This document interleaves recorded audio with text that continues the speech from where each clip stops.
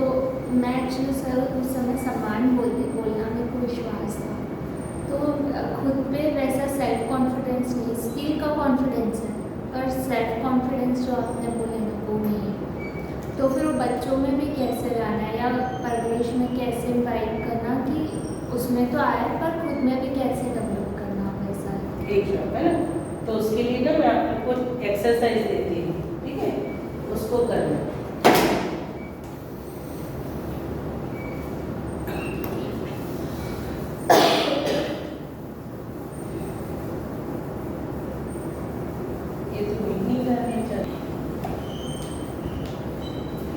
चलिए बढ़िया है ना। तो स्वयं में विश्वास है या नहीं है, इसको कैसे जांचेंगे? तो इसके लिए पहले हमको ना अपने स्वयं के स्वरूप को देखना होगा, ठीक है। ये बात भी मैं आप लोग को बता दूं कि बहुत थोड़े रूप में ही इस बार जा पाएगी, है ना, बहुत अच्छे से बाद में ही जा पाएगी, क्योंकि उसके लिए एक लंबा समय चाहिए और अपने पास सिर्फ एक दिन बाकी है अभी, है ना। तो फिर भी आप लोग को बस एक सूचना के जैसे कि जब हम स्वयं में विश्वास की बात करते हैं, इसका मतलब है स्वयं को जान लेना। विश्वास का यही मतलब होता है ना, जैसे मैं जब कंप्यूटर को जान लेती हूँ तो मेरे को कंप्यूटर के प्रति विश्वास होता है कि मेरे को उसका हर एक अंग प्रत्यंग का पता है कि कौन सा बटन दबाने से क्या होगा, ठीक है। वैसे ही जब हम स्वयं में विश्वास की बात कर रहे हैं तो मेरे को अपने हर एक अंग प्रत्यंग का पता होना चाहिए कि मैं खुद को जानती हूँ। तो अपने स्वरूप को जानना बहुत जरूरी है यदि हम स्वयं में विश्वास की बात कर रहे हैं। तो जैसे मैं बोल रही हूँ कि हम दो तरह की वास्तविकता से मिलकर बने हैं, एक दिखने वाली है और एक नहीं दिखने वाली है। तो क्या लग रहा है, आप लोग अपने आप को जांचते जाओ साथ साथ में। दो तरह की वास्तविकता है ना, एक आंखों से दिखाई देती है, एक आंखों से दिखाई नहीं देती है। तो क्या लगता है कौन सी चीज आंखों से दिखाई देती है और कौन सी नहीं देती है? सारी चीजें अपने आप में, सिर्फ अपने को देखना है, बाहर के एक्सप्रेशन, सिर्फ खुद को देखना है अभी, बॉडी है ना, दिखाई देती है, बॉडी दिखाई देती है, एक्सप्रेशन दिखाई देते हैं, हमको कब गुस्सा आ जाता है, कब खुश हो जाते हैं, कब, और अंदर का जो डर है वो दिखाई नहीं देता है। और किसी चीज़ का अगर फियर है या किसी चीज़ डर ही है जो दिखाई नहीं देता। और अंदर में जितने भाव है, जो मान्यताएं हैं, जो सोच है, जो अंदर में जो सबके एंगल, सबका रहन सहन अलग है, लेकिन उसके पीछे जो सोच वर्क कर रही है, जो मेंटलिटी है वो नहीं दिखाई देता। तो जो मेरा व्यक्तित्व है वो बेसिकली अंदर है, बाहर में रिफ्लेक्शन आता है। तो अंदर तो जो पूरा कैरेक्टर है मेरा वो नहीं दिखाई देता, बाहर में एक्सप्रेशंस दिखाई देते हैं। बढ़िया। और सब बताओ, जो भी चीज़ हम महसूस कर सकते हैं वो दिखाई नहीं देता है।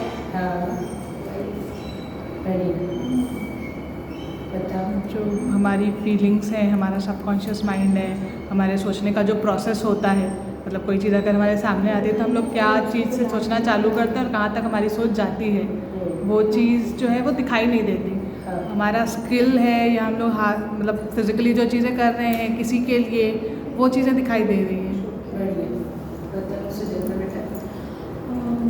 मैम यदि आउटर और इनर दो अलग अलग चीज़ें हैं, आउटर में अधिकतर हम उन चीज़ों को जल्दी अडॉप्ट कर लेते हैं जो अभी चल रही है, हम उन चीज़ों को जल्दी से एक्सेप्ट कर लेते हैं और हम भी वैसे ही बनने लगते हैं। चाहे अंदर से हम उसके लिए कभी कभी हमें नहीं भी लगता है तो भी हम उसको एक्सेप्ट कर लेते हैं कि नहीं बाहर तो ऐसा है इसलिए हमें भी ऐसे ही होना है, जिससे कि हमें सोशली हम थोड़ा सा स्टेबल रहे, कोई हमें अलग ना हटाए, अलग से ना देखें। जबकि हम इनर वे जो होता है कभी कभी बहुत अलग होता है, हम शांत होते हैं, हम चुप रहना चाहते हैं या फिर हम और कुछ और ही सीखना चाहते हैं, लेकिन हमें इस वर्ल्ड के हिसाब से हम दूसरी चीज़ों को सीख कर आगे बढ़ना पड़ता है।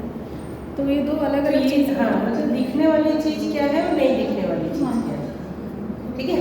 तो जितनी भी बात हो रही है, एक है हमारा शरीर जो आंखों से दिखाई देता है, ठीक है। एक हम जो बात कर रहे हैं ना, चाहे हमारा इनर व्यक्तित्व बोल दो, चाहे सोचना बोल दो या हमारा मन बोलो, ठीक है, हमारी इच्छाएं बोलो। आप सबके अंदर क्या इच्छा हो रही होगी मेरे को थोड़ी पता चल रहा है, आपके अंदर क्या सोच चल रही है मेरे को थोड़ी पता चल रहा है, क्योंकि वो दिखाई नहीं देता है। तो हम दो तरह की वास्तविकता से मिलके बने हैं, एक शरीर जो दिखाई देता है और एक मैं जो दिखाई नहीं देता है, ठीक है। जैसे मैं और मेरा शरीर, इसको समझ पा रहे हो आप? ये दोनों एक है कि अलग अलग है? अलग अलग। कोई उदाहरण बताओ, कैसे बताओ कि मैं और मेरा शरीर अलग अलग है? कोई भी बताओ, आप अपने उदाहरण से बताओ कि मैं और मेरा शरीर अलग अलग है। बॉडी अलग है और अंदर जो मैं विचार कर रही हूँ, सोच रही हूँ, समझ रही हूँ। जैसे अगर कहीं बैठे हैं अपन, तो मैं भले फिजिकली वहाँ प्रेजेंट हूँ, लेकिन मेरा माइंड कहीं और चल रहा है, तो वो मैं और मेरा शरीर अलग अलग हो गए। मेरा शरीर भले यहाँ है, पर मेरा सोच तो सबकॉन्शियस माइंड में कुछ और ही चल रहा है, तो वो तो अलग चीज़ें हो गई। और है ना, मैं बढ़िया से सोया जी। तो जब सोए तब तो शरीर की जितनी भी इंद्रियां थी वो सब सुप्त थी, तो किसने देखा कि बढ़िया नींद आई? हाँ, बहुत बढ़िया बहुत बढ़िया। तो किसने देखा? मैं, है ना, कि मेरे को अच्छी नींद है। बहुत बढ़िया उदाहरण है, क्योंकि ये बच्चों को जब हम ये बताते हैं ना, तो इसी तरह का उदाहरण देते हैं, है ना, कि आप सोए हो, अब सोए आपको ठंड लग रही है, ये किसको पता चलता है? आप चादर ओढ़ते हो ना उठ के, तो आपके शरीर को ठंड लग रही है, ये किसको पता चलता है? मेरे को पता चलता है, तो हम चादर ओढ़ लेते हैं, है ना। गर्मी लग रही है तो कौन फैन ऑन कर देता है? मैं ऑन कर देता हूँ, है ना। तो वैसे ही जैसे बच्चों को हम लोग बताते हैं, जो 2, 3, 4 की बुक से, उसमें ये सारी चीज़ें हैं कि बेटा जी आप बोलते हो मेरा पेट दुख रहा है, मैं दुख रहा हूँ बोलते हो क्या बोलते हैं हम? मेरा पेट दुख रहा है, मेरा पैर दुख रहा है, मैं दुख रहा हूँ कहाँ बोलते हैं हम? तो इससे पता चलता है कि मैं कोई और है और मेरा कोई और है ना। तो मैं और मेरा, तो ये दो वास्तविकताओं से मिलके हम बने हैं, ठीक है। अब इन दोनों को हम आंखों से, एक को आंखों से देख पाते हैं, एक को नहीं देख पाते हैं। एक सीमित है और एक असीमित है, ठीक है ना। एक सीमित है, शरीर सीमित है, और हमारा जिसको हम मैं बोल रहे हैं, मन बोल रहे हैं, इच्छाएं बोल रहे हैं, विचार बोल रहे हैं, वो क्या है? निरंतर। मतलब आपके विचार को आप रोक नहीं सकते। आप क्या सोचना है ये निर्णय ले सकते हो, लेकिन आप उसको रोक नहीं सकते, क्योंकि वो निरंतर है ना। तो सीमित है और असीमित है। तो ये जो हमारे को बोध है, इस बात का हमको बोध होना कि मैं एक शरीर हूँ और मेरा मन है, सामने वाले के पास भी शरीर है और मन है, ठीक है। अब जो चीज़ सीमित है और जो आंखों से दिखाई देती है, ये आप लोग के लिए कल के लिए होमवर्क रहेगा, है ना, कि आप लोग लिस्ट बना के लाना और थोड़ा होमवर्क करना। हाँ, होमवर्क करके आ रहे हो? नहीं आ रहे, आप लोग स्कूल ही आ रहे हो, समझो, है ना। अगली बार से कॉपी पेन बैग टांग के आना, बच्चों को भी अच्छा लगेगा, है ना। ये हमारी मम्मा जी लोग भी कुछ सीखने जा रहे हैं, तो बैग, बॉटल, टिफिन सब लेके आना और कॉपी पुस्तक लेके बैठना, है ना, और होमवर्क लेके जाना। तो आप लोग लिस्ट बनाना कि जो सीमित है और जो आंखों से नहीं दिखाई देता है, उसकी जितनी भी आवश्यकता है वो वैसी ही होगी, सीमित होगी और आंखों से दिखने वाली होगी। शरीर की जितनी भी आवश्यकता है वो सीमित होगी और आंखों से दिखने वाली होगी, है ना। और जिसको हम मन बोल रहे हैं, भाव बोल रहे हैं, विचार बोल रहे हैं, इच्छा बोल रहे हैं, ये असीमित है, निरंतर है। तो इसकी जितनी भी आवश्यकता होगी वो निरंतर होगी और आंखों से नहीं दिखने वाली होगी, ठीक है। ये नियम है, सम्मान, विश्वास, हाँ, जो भी है ना। तो इसकी एक लिस्ट बना के लाना, सोचना पड़ेगा उसके लिए, क्योंकि अभी हम बहुत सारा गड़बड़ किए हुए हैं, है ना। हमको लगता है साड़ी पहन रहे हैं सम्मान के लिए, कार में आ रहे हैं सम्मान के लिए, है ना, कंप्यूटर चला रहे हैं सम्मान के लिए, सुंदर दिख रहे हैं सम्मान के लिए। तो अभी शरीर की जरूरत और जीवन की जरूरत ना मिक्स मैच है। तो खूब बढ़िया से ना कॉलम बना के शरीर की जरूरत और जीवन की जरूरत, और ये बात ध्यान रखना कि ये सीमित है और आंखों से दिखाई देती है, ये असीमित है और ये आंखों से दिखाई नहीं देती है। तो इतनी एक्सरसाइज करके अगर हम आते हैं, है ना, तो धीरे धीरे हम स्वयं को समझ पाएंगे। और फिर हम एक लिस्ट बनाएंगे कि एक्चुअली मैं कैसा होना चाहती हूँ। अभी क्या मेरा शरीर के द्वारा हम अपने आप को फुलफिल करने की कोशिश कर रहे हैं। तो जब हम ये बात बोल रहे हैं कि दोनों की वास्तविकता अलग अलग है, दोनों के नियम अलग अलग है, तो क्या ये हो सकता है कि एक की जरूरत से दूसरा फुलफिल हो जाएगा? होता है कहीं। बताओ बताओ क्या चीज से होता है? जैसे किसी बच्चे को किस कर, तो वो हमने शरीर को किया, लेकिन वो पहुंचा तो उसके अंदर ना, स्नेह तो उसके अंदर गया कि हाँ मुझे प्यार मिला, तो वो एक किस से बच्चे की नहीं तो क्या पहुंचा? स्नेह, जीवन तक क्या पहुंचा? प्यार, प्यार पहुंचा ना। प्यार पहुंचा। तो जीवन तक तो प्यार ही पहुंचा ना, हाँ, मतलब शरीर के माध्यम से पहुंचा। शरीर के माध्यम से पहुंचा, लेकिन तो एक ये ही चीज से दोनों चीज फील की जा सकती है। मतलब कह रहा है कि एक किसी कार्य से आप शरीर को और मन को दोनों को तृप्त कर सकते अभी हैं। आप जो उदाहरण दे रहे हो वो माध्यम के साथ दे रहे हो ना, तो माध्यम तो है ही शरीर, हर बात के लिए माध्यम शरीर बनेगा, ठीक है।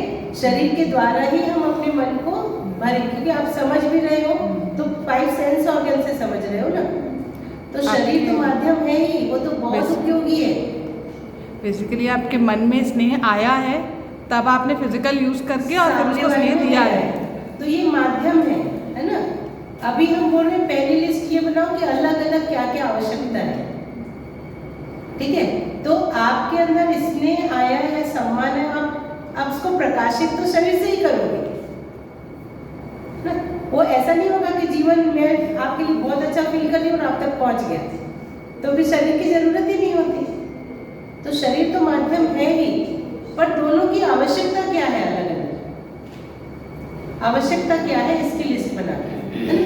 तो फिर कल अपन इसको एक बार पूरा अच्छे से कंप्लीट करेंगे कि स्वयं मतलब स्वयं में विश्वास किसको बोल रहे हैं। तो स्वयं को जानना ही स्वयं में विश्वास है, ठीक है ना। तो वो एक लंबा वो है, लेकिन फिर भी एक उदाहरण ये कि आप लोग के अंदर चली चीजें इस तरीके से हो सकता है कि जैसे शरीर की जरूरत है खाना और मन की जरूरत है मनपसंद खाना, ऐसा कुछ हो सकता है। एक ही point। बहुत अच्छा एग्जाम्पल है। एकदम बढ़िया, है ना। तो शरीर की जरूरत है खाना, है ना, और मन की जरूरत है मनपसंद खाना।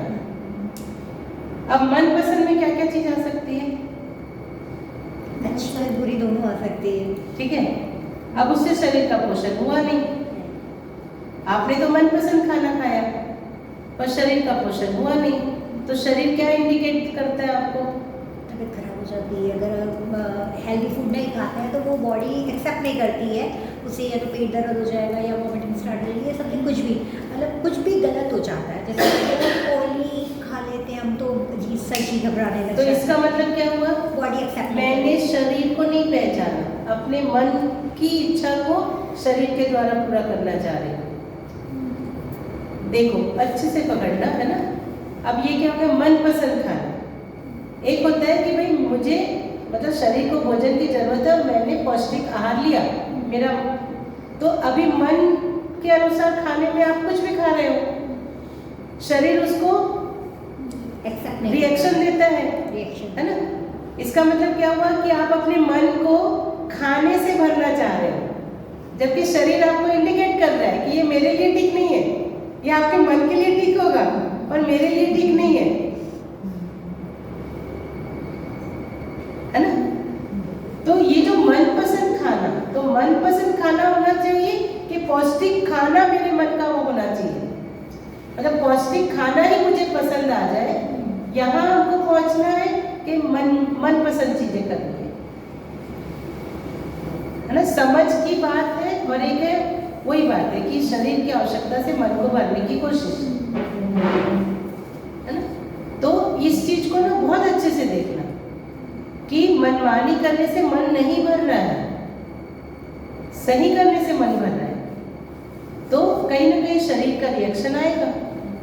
आपने खाया तो मन, आप हम बच्चों को मन पसंद की हर समय। एक हमको ना अशोक वाला भैया जी है हमारे प्रबोधक, वो भी बच्चों पे बहुत अच्छा काम करते हैं। वो बोलते हैं मेरे को ये समझ में नहीं आता आता है कि 10 साल तक के बच्चे को माँ ये पूछती है कि बता आज क्या बनाऊं। हो रहा है ना ऐसा? क्या बच्चे में समझ है कि क्या खाना चाहिए? पर नहीं खाते हैं तो पूछना पड़ता है। नहीं मतलब वही, मतलब वो जो शुरू से हमारी परवरिश है ना कि आप जो दे रहे हो आपको भी उसका पता हो और आप वो चीज बच्चे को बोलते भी जा रहे हो, संवाद भी करते जा रहे हो। और जैसा चाबी बेटा जी बोले कि स्वादिष्ट भी बना रहे हैं। ऐसे नहीं कि आप खिचड़ी अच्छी चीज है तो रोज खिचड़ी खिला रहे हो बच्चे को, तो इससे वो 6 टेस्ट पूरे नहीं होते हैं ना बच्चे के। आपको दाल चावल खिलाना है, ये आपका वो है कि भाई इससे पोषण मिलेगा। अब आप उसको कितनी वैरायटी के साथ बना सकते हो, है ना? तो पोषक बनाना तो माँ के हाथ में है ना, स्वादिष्ट बनाना तो माँ के हाथ में है। तो ये जो शुरू से हमारी परवरिश है कि बेटा बता आज मैं तेरे लिए क्या बनाऊं, वो तो मैगी बोलेगा तो आप मैगी बना के दे देते हो। और हमको क्या लगता है हम अपने बच्चे का बहुत लाड़ कर रहे हैं,